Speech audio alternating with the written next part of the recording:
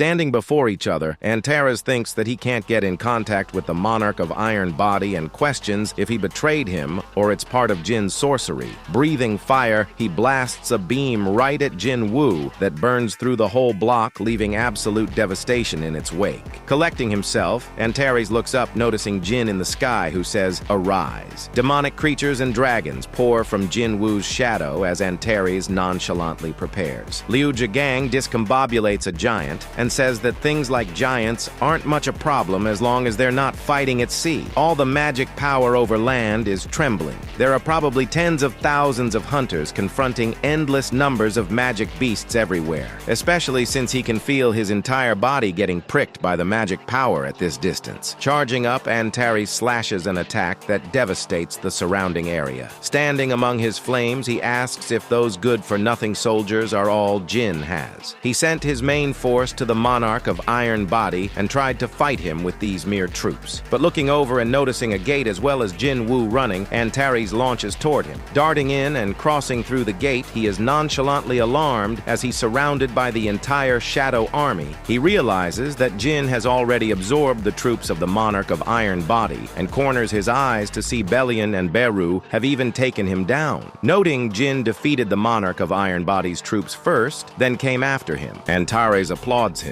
However, he calls the Shadow Monarch absurd.